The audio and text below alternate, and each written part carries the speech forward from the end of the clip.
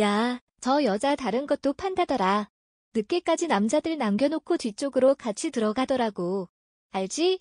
그런 거. 한치 앞도 모르는 게 인생이라는 말. 들어보셨습니까? 함께 일하는 동료가 포장마차 여주인을 가리키며 던진 그 한마디가 제 인생을 송두리째 흔들 줄 그땐 몰랐습니다. 그 말이 제 시선을 그녀에게 머무르게 만들었고 그날 이후 저는 매일 그 포장마차를 찾게 됐습니다. 제 이름은 강진우, 67입니다. 건설 현장 일용직, 흔히들 말하는 노가다꾼입니다.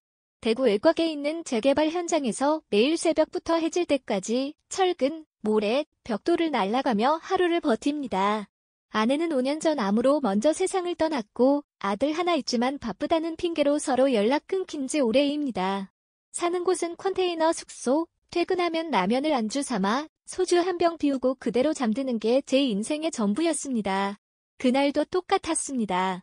일을 마치고 땀에 절어있는 작업복 그대로 공사장 앞 먼지 풀풀 날리는 골목에 있는 포장마차로 향했습니다. 질끈묶은 머리에 앞치마 두른 채 말수 적고 표정은 없었지만 눈빛만큼은 따뜻했던 여자, 그곳에 포장마차 여주인 박선영 씨가 있었습니다. 그녀의 그 한마디에 고된 하루의 피로가 풀리고 가슴이 따뜻해지는 기분이었습니다. 일하고 밥 먹고 잠자는 것이 전부인 삶, 이젠 더 이상 세상 어디에도 제 자리는 없다고 느끼던 그 시절, 박선영 씨의 포장마차만큼은 저를 사람답게 대해주는 유일한 공간이었습니다. 매일 지친 몸을 이끌고 혼자 포장마차에 오는 저에게 그녀는 말없이 눈인사를 건네주곤 했습니다. 말을 걸까 말까? 그녀가 나를 기억할까? 오늘은 인사라도 해볼까? 그런 생각을 반복하던 어느 날, 함께 일하는 김 반장이 어깨를 툭 치며 말했습니다. 순간 속이 서늘해졌습니다. 입에 가져가던 소주잔을 멈추고 박선영 씨를 힐끔 바라봤습니다. 무슨 소리야 그게? 순간 가슴이 철렁했습니다. 그동안 제 눈을 비춘 박선영 씨는 언제나 성실하고 정직해 보이는 분이었습니다. 그런 그녀가 밤에 몸을 파는 일을 한다니 도저히 믿을 수 없었습니다. 저런 분이 그런 일을? 말도 안 되는 헛소문 퍼뜨리지 마. 진짜야. 동네 사람들이 다 그러던데. 저는 다시 한번 박선영 씨를 바라봤습니다. 지친 눈가에 깊게 패인 주름, 그러나 항상 정갈한 모습과 사람을 대하는 따뜻한 태도, 그런 그녀가 밤이면 다른 일을 한다니 믿기지 않았습니다. 그런데 그런 소문을 듣고 나니 그녀의 행동 하나하나가 괜히 달리 보이기 시작했습니다. 오늘도 오셨네요. 소주 한 병 드릴까요? 유난히 봄바람이 살랑이던 어느 날, 그녀가 저를 보며 반갑게 인사했습니다. 네, 소주 한 병이랑 꼼장어 하나 주세요. 안주도 나오기 전에 소주 한 잔을 입안에 털어버리며 주변을 둘러봤습니다. 함께 일하는 동료들도 자리에 앉아 술잔을 기울이고 있었고, 저는 혼자 구석자리에 앉아 조용히 술을 마시고 있었습니다. 근데 왜 항상 혼자서 드세요? 가끔은 같이 일하는 분들과도 어울리는 게 어때요? 고소한 꼼장어 한 접시를 놓아주며 그녀가 말했습니다. 혼자가 편해서요. 사람들 많은 곳은 어색해요. 아, 그렇군요. 뭐 각자 사정이 있으니까요. 그녀의 눈에서 무언가 깊은 슬픔을 느꼈지만 곧 다른 손님을 맞이하러 바쁘게 움직이기 시작했습니다. 포장마차의 손님이 다 빠져나간 늦은 밤, 그녀와 단둘이 남은 그 자리에서 저는 조심스럽게 말했습니다. 저기, 장사 끝나셨으면 오늘은 같이 한잔 하시는 거 어떠세요? 제 말에 그녀는 잠시 멈칫하더니 고개를 살짝 갸웃하며 말했습니다. 혼자 마시는 것보다 덜 쓸지도 모르겠네요. 그녀는 종이컵 2개를 꺼내 조심스레 제 옆에 앉았습니다. 그렇게 우리는 처음으로 단둘이 술잔을 기울이게 되었습니다. 이런 시간엔 아무도 안 오거든요. 혼자 정리하면서 마시는 술이 제일 쓰더라고요. 저는 말없이 고개를 끄덕였습니다. 혹시 성함이 어떻게 되세요? 매일 오시는데 이름도 모르고 있었네요. 강진후라고 합니다. 67살이고요. 아, 진우 씨라고 불러도 될까요? 저는 박선영이에요. 65살이고요. 서로 자연스럽게 인사를 나누니 더 편안한 분위기가 되었습니다. 진우 씨는 참 조용하세요. 몇 번을 오셔도 늘 말 한마디 안 하시고 그래도 저는 오실 때마다 반가웠어요. 저도 그랬습니다. 왜 매일 혼자 오냐고 묻지 않으셔서 고마웠습니다. 그녀는 조금 놀란 듯 미소를 지었습니다. 말씀 잘 하시네요. 말이 없으신 줄 알았는데 저도 사람입니다. 말을 안 하는 것뿐이지 누군가와 하고 싶은 말은 많습니다. 그녀는 한참을 말없이 술을 마셨고 저는 조용히 술잔을 채워주며 그녀의 옆모습을 바라봤습니다. 선영 씨는 여기서 장사한 지 오래됐어요? 네, 벌써 5년이 넘었네요. 처음엔 잠깐 하다 그만둘 생각이었는데 어느새 이렇게 됐네요. 실례지만 혹시 남편분은요? 늦은 시간까지 항상 혼자서만 일하시는 것 같아서요. 말없이 고개를 숙인 채 한동안 말이 없던 그녀가 소주잔을 비우며 덤덤하게 얘기했습니다. 오래전에 갈라섰어요. 이혼한 지도 벌써 30년이 넘었네요. 지금은 외곽에 있는 임대 아파트에 혼자 살아요. 딸이 하나 있긴 한데 독립한 후로는 이제 연락도 잘 안 해요. 진우 씨는요? 저도 혼자예요. 아내는 5년 전 암으로 먼저 하늘나라로 갔고 아들은 서울에서 살아요. 명절에도 잘 안 만나요. 우리는 비슷한 처지에 서로 깊은 공감을 느꼈습니다. 대화가 이어질수록 그녀의 진짜 모습이 보이는 것 같았습니다. 하지만 김 반장의 말이 자꾸 머릿속을 맴돌았습니다.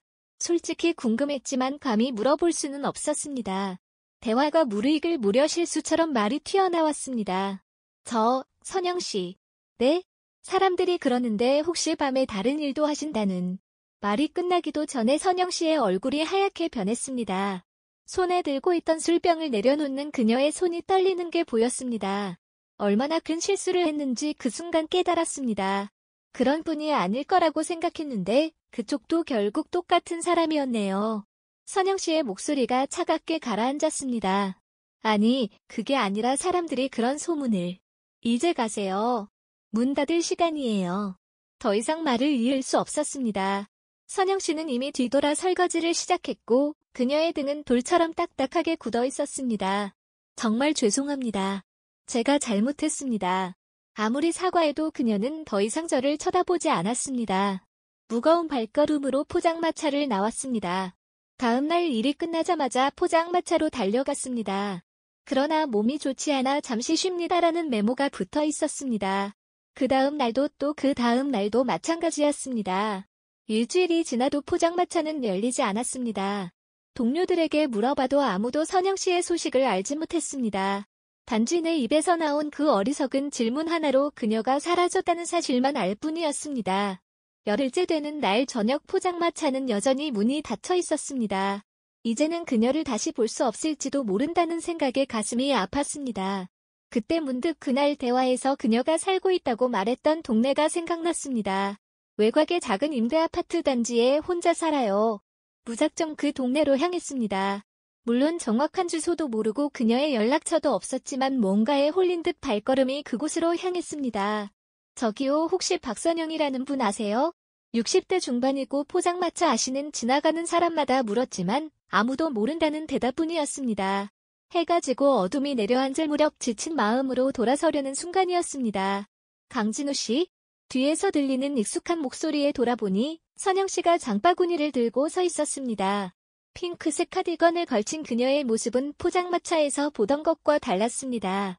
더 여성스럽고 왠지 더 연약해 보였습니다. 선영 씨, 여기서 뭐 하세요? 죄송합니다. 정말 죄송합니다. 제가 그런 말을 해서 가게 문이 계속 닫혀 있어서 걱정됐습니다.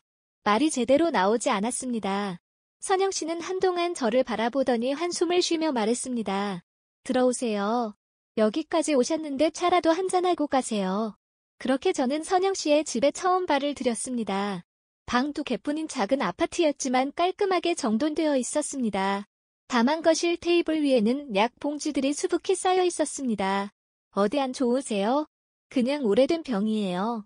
며칠 전부터 허리가 너무 아파서 가게도 못 열었어요. 선영 씨가 차를 내오며 말했습니다. 허리 통증이 심해 포장마차를 열지 못했다는 사실에 미안함이 더해졌습니다. 그래서 가게를 열지 못하셨군요. 제가 괜한 오해를 했네요. 아니에요. 사실 그날 진우 씨 말에 너무 힘들었어요. 가게 문을 닫은 건 병 때문이지만 다시 가게를 열 용기가 나지 않았거든요. 우리는 한동안 침묵 속에 마주 앉아 있었습니다. 선영 씨가 먼저 다시 입을 열었습니다. 그날 제가 너무 기분이 상했어요. 여기서 5년 넘게 살았는데 아직도 사람들은 저를 그런 눈으로 봐요. 낮에는 포장마차하고 밤에는 몸 파는 여자. 처음엔 화내고 설명하려고도 했지만 이제는 지쳤어요. 정말 죄송합니다. 제가 경솔했습니다. 아니에요. 사실 그런 오해를 받을 만한 일을 한 적도 있으니까요. 선영 씨의 고백에 놀라 고개를 들었습니다. 이혼하고 딸 아이를 혼자 키우면서 빚에 시달릴 때였어요. 포장마차로는 생활비도 빠듯했고요. 그때 단골 손님 중 한 사람이 제안을 했어요. 밤에 자기 친구들 모임에 와서 술만 따라주면 돈을 많이 준다고요. 처음엔 거절했지만 딸 학비가 밀려서 몇 번 갔어요. 선영 씨의 눈에 눈물이 고였습니다. 그게 전부예요. 더 이상의 일은 없었어요. 그런데 그걸 본 사람들이 소문을 퍼뜨렸나 봐요. 이제는 그런 일 한 지 몇 년이 지났는데도 여전히 그런 여자로 불리는 거죠. 가슴이 아팠습니다. 세상의 시선과 오해로 상처받은 그녀의 모습에 미안함이 밀려왔습니다. 그럼 포장마차는요? 다시 열 생각 있으세요? 계속해야죠. 대출받아서 차린 가게인데 아직 갚아야 할 빚이 많아요. 몸만 좀 나아지면 다시 시작할 거예요. 선영 씨는 씁쓸하게 웃었습니다. 혹시 그 약은 다 뭐예요? 전 남편한테 맞아서 생긴 후유증이에요. 척추가 안 좋아요. 가끔 심하게 아프면 움직이기도 힘들어요. 그리고 우울증 약도 있고요. 그녀의 말에 가슴이 무너져 내렸습니다. 어쩌면 그녀는 사랑과 이해가 가장 필요한 사람인데 세상은 그녀에게 더 큰 상처만 주고 있었습니다. 제가 도울 일은 없을까요? 아니에요. 이제 그냥 혼자 조용히 살려고요. 말끝을 흐리는 선영 씨의 눈에서 외로움이 느껴졌습니다. 문득 제 모습과 너무 닮아 있다는 생각이 들었습니다. 실례지만 혹시 내일 병원에 같이 가도 될까요? 진료받으시는 거 도와드리고 싶어서요. 선영 씨는 잠시 놀란 표정을 지었다가 이내 고개를 끄덕였습니다. 고맙습니다. 진우 씨, 근데 저한테 왜 이렇게 잘해주시려는 거예요? 그 질문에 저도 명확한 답을 알지 못했습니다. 단지 그녀의 슬픔이 마치 제 것처럼 느껴졌고 그 아픔을 조금이라도 덜어주고 싶었을 뿐이었습니다. 그냥 제가 해드릴 수 있는 일이라서요. 그렇게 말하며 미소 지었습니다. 선영 씨의 눈빛이 오랜만에 따뜻해지는 것 같았습니다. 그럼 내일 아침 9시에 여기서 만날까요? 네, 꼭 올게요. 그날 밤 숙소로 돌아가는 길은 왠지 별들이 더 밝게 빛나는 것 같았습니다. 다음날 아침 약속한 시간보다 30분 일찍 선영 씨의 아파트 앞에 도착했습니다. 손에는 작은 과일 바구니를 들고 있었습니다. 어제 선영 씨의 집에서 과일이 하나도 없는 것을 보고 급하게 마트에 들러 사온 것이었습니다. 약속 시간이 되자 선영 씨가 나왔습니다. 가볍게 화장을 한 그녀의 모습은 포장마차에서 보던 것보다 훨씬 단정해 보였습니다. 벌써 오셨네요? 오래 기다리셨어요?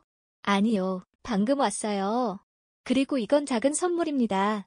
과일 바구니를 건네자 선영 씨는 놀란 표정을 지었습니다. 이런 거 안 사오셔도 되는데 영양제 드시는 것보다 생과일이 더 좋을 것 같아서요. 선영 씨는 잠시 망설이더니 바구니를 받았습니다. 그녀의 눈가가 살짝 붉어졌습니다. 고맙습니다. 오랜만에 받아보는 선물이네요. 택시를 타고 병원으로 향했습니다. 병원은 대구 시내에 있는 종합병원이었습니다. 진료를 기다리는 동안 선영 씨는 제게 조금씩 자신의 이야기를 들려주었습니다. 20대 초반에 결혼했어요. 남편은 겉으로는 멀쩡해 보였지만 집에서는 완전히 달랐어요. 술만 마시면 벨트를 풀고 몇 시간 동안 때렸어요. 10년 넘게 참았어요. 딸아이 때문에요. 그런데 어떻게 벗어나셨어요? 어느 날 제가 병원에 실려갔어요. 남편이 술에 취해서 저를 계단에서 밀어버린 거예요. 그때 의사 선생님이 경찰에 신고해 주셨고 상담사분이 이혼을 도와주셨어요. 그렇게 겨우 빠져나왔죠. 정말 힘드셨겠네요. 그래도 딸이라도 지킬 수 있어서 다행이었어요. 딸 하나만 보고 살았거든요. 어려움 겪으면서도 대학까지 보냈는데 선영 씨의 목소리가 떨렸습니다. 지금은 왜 연락을 안 하세요? 남자친구가 생겼는데 그 친구가 저를 별로 안 좋아해요. 엄마가 그런 일 했다는 소문도 들었나 봐요. 점점 연락이 뜸해지더니 이제는 명절에도 오지 않아요.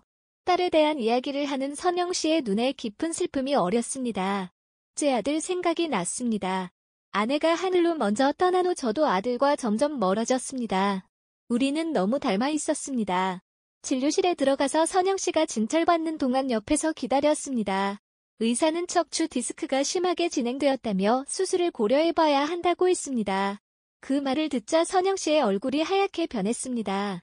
수술비가 얼마나 들까요? 의사가 말한 금액을 듣고 선영 씨는 그저 고개만 끄덕였습니다. 하지만 병원을 나오는 그녀의 표정에서 절망이 보였습니다. 네, 지금은 수술할 형편이 안 되네요. 좀 더 약으로 버텨봐야겠어요. 선영 씨의 말에 마음이 아팠습니다. 갑자기 제 통장에 있는 얼마 안 되는 돈이 생각났습니다. 혹시 도움이 될까 싶었습니다. 하지만 그런 제안을 했다가 선영 씨의 자존심을 상하게 할까봐 말을 꺼내지 못했습니다. 대신 제가 할 수 있는 다른 일을 생각했습니다. 오늘 저녁에 제가 밥 한 끼 해드릴까요? 요리는 잘 못하지만 김치찌개는 자신 있어요. 선영 씨는 잠시 놀란 표정을 짓다가 웃음을 지었습니다. 정말요? 67세 남자분이 요리를 하신다고요? 아내가 아프고 나서 배운 거예요. 누구든 배우면 할 수 있더라고요. 그럼 감사히 먹을게요. 대신 제가 반찬 좀 준비할게요. 그렇게 우리는 함께 시장에 가서 장을 봤습니다. 두 사람이 함께 장을 보는 것이 이렇게 즐거운 일인지 몰랐습니다. 선영 씨는 물건을 고르는 눈이 까다로웠고 저는 그런 그녀를 보며 웃음이 나왔습니다. 뭐가 그렇게 웃기세요? 아내가 생각나서요. 선영 씨처럼 꼼꼼하게 장을 봤었거든요. 선영 씨는 잠시 멈춰서 저를 바라봤습니다. 많이 사랑하셨나 봐요, 아내분을. 네. 그런데 살아있을 때 잘 표현하지 못했어요. 지금 생각하면 너무 후회돼요. 저도 비슷해요. 딸한테 더 잘해줄 걸 하는 후회가 매일 밤 찾아와요. 우리는 서로의 아픔을 이해하는 눈빛을 주고받았습니다. 선영 씨의 집에 돌아와 저는 약속대로 김치찌개를 끓였습니다. 오랜만에 누군가를 위해 음식을 만드는 기분이 좋았습니다. 선영 씨는 제가 가져온 재료로 몇 가지 밑반찬을 준비했습니다. 와, 진짜 맛있네요. 어디서 이렇게 요리를 배우셨어요? 선영 씨가 김치찌개를 한 숟가락 먹고 감탄했습니다. 요리 유튜브요. 요즘은 유튜브에 안 나오는 게 없더라고요. 진우 씨 정말 대단하세요. 저도 김치찌개는 이렇게 맛있게 못 끓여요. 선영 씨의 칭찬에 얼굴이 뜨거워졌습니다. 누군가와 마주 앉아 밥을 먹는 그 순간은 오랜만에 느끼는 행복이었습니다. 밥을 먹고 난 후 설거지를 하면서도 우리는 계속 이야기를 나눴습니다. 진우 씨 앞으로 어떻게 지내실 거예요? 계속 공사장 일을 하실 건가요? 몸이 따라주는 한 일은 해야죠. 다른 기술도 없고요. 아니, 그게 아니라 은퇴 계획 같은 건 없으세요? 이제 쉬어야 할 나이 아닌가요? 사실 한 번도 진지하게 생각해 본 적 없는 질문이었습니다. 그저 하루하루 살아가는 것에 급급했을 뿐 미래를 계획할 여유가 없었습니다. 계획이라 특별히 없어요. 일할 수 있을 때까지 일하다가 더 이상 못하면 그땐 그때 생각해 보려고요. 저도 비슷해요. 하루하루 버티는 것만으로도 힘든데 앞날을 계획한다는 게 쉽지 않더라고요. 대화가 이어지면서 우리는 서로에게 더 마음을 열게 되었습니다. 시간이 어떻게 흘렀는지도 모르게 어느새 창밖은 어두워졌습니다. 이제 가봐야겠네요. 오늘 하루 정말 감사했습니다. 저야말로 감사해요. 오랜만에 누군가와 함께한 시간이 참 좋았어요. 선영 씨의 말에 용기를 내어 물었습니다.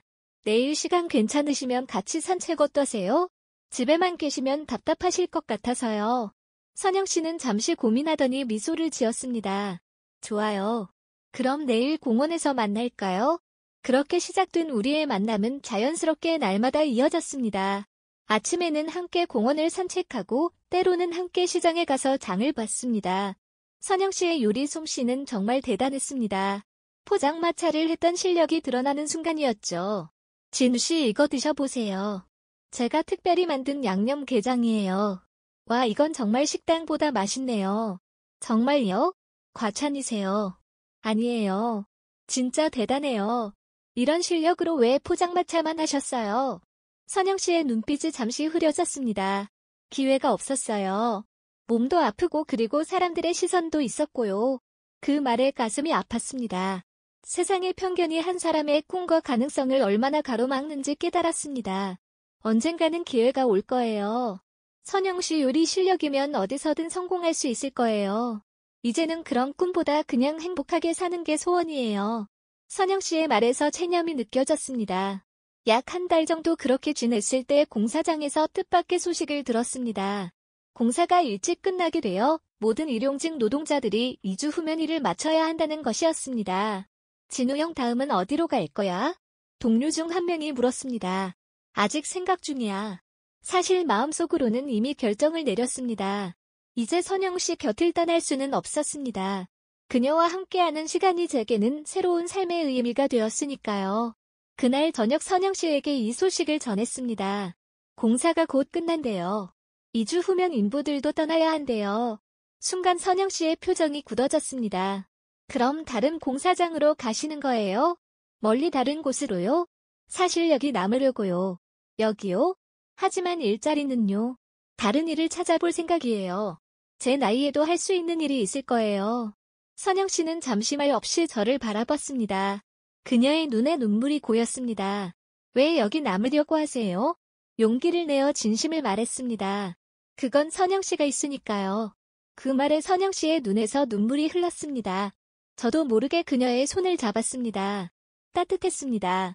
저 이런 말 처음 해봐요. 나이 60 넘어서 이런 감정을 느낄 줄 몰랐어요. 하지만 선영 씨를 만나고 제 인생에 다시 봄이 온 것 같아요. 선영 씨는 고개를 숙이고 흐느꼈습니다. 저도 진우 씨가 곁에 있어주셔서 너무 행복해요. 하지만 걱정돼요. 사람들이 또 저를 어떻게 볼지. 사람들이 뭘 하든 상관없어요. 우리의 행복이 더 중요하지 않을까요? 선영 씨는 고개를 들고 저를 바라봤습니다. 그녀의 눈빛에서 설렘과 두려움이 교차하는 것이 보였습니다. 우리 이대로 괜찮을까요? 네. 함께라면 괜찮을 거예요. 약속해요. 그날 밤 우리는 서로의 손을 잡고 밤하늘의 별을 바라봤습니다. 오랜 시간 혼자였던 두 사람이 서로에게 기대며 새로운 시작을 꿈꾸는 순간이었습니다. 공사가 끝나고 저는 다행히 선영 씨 아파트 근처 작은 마트에서 아르바이트 자리를 구할 수 있었습니다. 월급은 많지 않았지만 선영 씨와 함께 할 수 있다는 것만으로도 충분했습니다. 함께 시간을 보내면서 선영 씨의 건강도 조금씩 나아졌습니다. 매일 함께 산책하고 제가 배운 간단한 스트레칭을 알려주면서 그녀의 허리 통증도 조금씩 줄어들었습니다. 진우 씨 요즘 정말 통증이 줄었어요. 그게 다 선영 씨가 열심히 운동해서 그래요. 의사 선생님도 수술 전에 운동으로 상태를 좋게 만드는 게 중요하다고 하셨잖아요. 그래도 혼자였으면 이렇게 꾸준히 못했을 거예요. 진우 씨가 매일 챙겨주시니까요. 선영 씨의 말에 가슴이 따뜻해졌습니다. 누군가에게 필요한 사람이 된다는 건 이런 느낌이구나 싶었습니다. 그렇게 몇 개월이 지났을 때 저는 중대한 결정을 내렸습니다. 선영 씨에게 제 마음을 정식으로 고백하기로 한 것입니다. 비록 우리가 조금 늦게 만났지만 남은 인생을 함께하고 싶었습니다. 그날 저녁 강변공원에서 함께 산책하며 용기를 내어 말했습니다. 선영 씨, 우리 앞으로 남은 인생 함께해요. 제가 많이 부족하지만 선영 씨를 행복하게 해드리고 싶어요. 선영 씨는 놀란 표정으로 저를 바라봤습니다. 네, 진심이에요. 우리 나이에 이런 고백이 우습게 들릴지 모르지만 말을 마치기도 전에 선영 씨가 제 손을 꼭 잡았습니다. 우습지 않아요. 제 인생에서 가장 행복한 순간인걸요. 그렇게 우리는 선영 씨의 아파트에서 함께 지내기 시작했습니다. 하지만 세상은 우리의 행복을 그냥 두지 않았습니다. 어느 날 집으로 걸려온 전화 한 통. 제 아들 재호였습니다. 아버지, 소문이 사실이에요. 지금 어떤 여자랑 같이 살고 있다는 게? 아들의 목소리엔 분노가 가득했습니다. 재호야니, 엄마가 하늘로 떠난 지도 5년이 넘었다. 내가 평생 혼자 살 거라고 생각했니? 하지만 아버지, 그 여자 소문이 안 좋은 여자라면서요? 이웃 어르신한테 다 들었어요. 그러고도 엄마 무덤 앞에서 얼굴 들 수 있겠어요? 그 말에 화가 치밀었습니다. 선영 씨는 정말 좋은 사람이야. 소문은 그저 소문일 뿐이야. 너도 만나보면 알 거다. 만날 생각 없어요. 아버지가 그렇게 살겠다면 저는 더 이상 아버지를 찾아뵙지 않겠습니다. 통화는 그렇게 끝났습니다. 아들과 단절될 것이라는 생각에 가슴이 아팠지만 선영 씨를 포기할 수는 없었습니다. 우리는 서로에게 너무나 소중한 존재가 되어 있었으니까요. 일주일 후 선영 씨가 마트에 장을 보러 간 사이 재호가 찾아왔습니다. 아버지, 한 번만 더 생각해보세요. 그 여자와 헤어지면 제가 아버지 모실게요. 서울로 오세요. 내 마음은 이미 정했다. 선영 씨는 내게 새 삶을 주었어. 너는 선영 씨를 모르잖아. 몰라도 됩니다. 사람들이 다 그렇다는데 뭘 더 알아야 하죠? 몸 파는 여자랑 어떡해요? 입 다물어. 알지도 못하면서 함부로 말하지 마. 제 목소리가 높아졌습니다. 재호는 놀란 표정으로 저를 바라봤습니다. 정말 그 여자가 엄마보다 중요해요? 선영 씨와 엄마를 비교하지 마라. 둘 다 내게 소중한 사람이야. 선택하세요. 그 여자예요? 저예요? 재호가 단호한 표정으로 물었습니다. 재호야 왜 꼭 선택을 강요하니? 둘 다 내 가족이 될 수 있잖아. 불가능합니다. 전 그런 여자를 가족으로 받아들일 수 없어요. 엄마에 대한 배신이라고요. 가슴이 찢어질 듯 아팠지만 결국 저는 말했습니다. 그럼 내 선택을 존중하마. 하지만 내 선택도 존중해줬으면 좋겠구나. 그래요? 이제 끝입니다. 아버지와 저는 더 이상 부자가 아닙니다. 재호는 차갑게 말하고는 돌아섰습니다. 현관문이 쾅하고 닫히는 소리와 함께 제 가슴에도 무언가 닫히는 느낌이 들었습니다. 그날 저녁 선영 씨에게 모든 일을 털어놓았습니다. 진호 씨 저 때문에 아들과 선영 씨의 눈에 눈물이 고였습니다. 아니에요. 이건 제 선택이니까요. 언젠가 재호도 이해할 거예요. 그날 밤 우리는 오랫동안 말없이 서로를 안고 있었습니다. 말로는 표현할 수 없는 아픔과 사랑이 뒤섞인 시간이었습니다.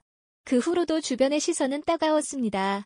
제가 마트에서 아르바이트를 할 때도 사람들이 수군거렸고 동네 어르신들은 노골적으로 저희가 지나갈 때마다 불편한 표정을 지었습니다. 선영 씨도 장을 보러 갈 때마다 사람들의 시선을 의식해 점점 집에만 머물렀습니다. 진호 씨 때로는 모든 걸 포기하고 싶을 때가 있어요. 이런 시선을 감당하기 힘들어요. 저도 마찬가지예요. 하지만 선영 씨가 있으니까 견딜 수 있어요. 우리가 행복하다면 그걸로 충분하지 않을까요? 그렇게 6개월이 지났을 때 재호에게서 결혼 청첩장이 왔습니다. 봉투에는 제 이름만 적혀 있었고 선영 씨는 초대받지 못했습니다. 가세요. 아들 결혼식인데 꼭 가셔야죠. 선영 씨가 말했지만 저는 고개를 저었습니다. 선영 씨와 함께 갈 수 없다면 저도 가지 않겠습니다. 아들의 결혼식 날 우리는 집에 있었습니다. 아버지로서 축복해주지 못한다는 생각에 가슴이 아팠습니다. 하지만 선영 씨의 손을 잡고 있자니 이것이 제가 내린 선택이라는 것을 다시 한번 깨달았습니다. 그날 이후로 우리는 결심했습니다. 이곳을 떠나 새로운 곳에서 시작하기로 한 것입니다. 진호 씨 우리 강원도 바닷가 마을로 가요. 제가 젊을 때 한번 가봤는데 정말 아름다운 곳이었어요. 거기서 작은 집이라도 구해서 살아요. 선영 씨의 제안에 저는 기꺼이 동의했습니다. 제 퇴직금과 선영 씨가 모아둔 돈을 합쳐 작은 집을 구할 수 있었습니다. 바다가 보이는 작은 마을. 낯선 사람들 속에서 우리는 새 출발을 했습니다. 이사한 지 6개월. 우리는 작은 텃밭을 가꾸고 매일 바다를 산책하며 평화롭게 지냈습니다. 선영 씨의 건강도 많이 좋아졌습니다. 무엇보다 아무도 우리의 과거를 모르는 곳에서 우리는 그저 평범한 노부부로 살 수 있었습니다. 진호 씨 후회 안 하세요? 저 때문에 아들과도 멀어지고. 해질녘 바다를 바라보며 선영 씨가 물었습니다. 전혀요. 이렇게 행복한데 무슨 후회를 해요. 우리 앞으로 하루하루 건강하고 행복하게 살아요. 우리는 서로의 손을 잡고 붉게 물든 바다를 바라봤습니다. 인생의 황혼기에 만난 우리는 서로에게 가장 소중한 선물이 되었습니다. 사람들은 우리를 손가락질했지만 지금 이 순간 봄바다처럼 잔잔하고 따뜻한 이 시간이 우리를 증명해줍니다.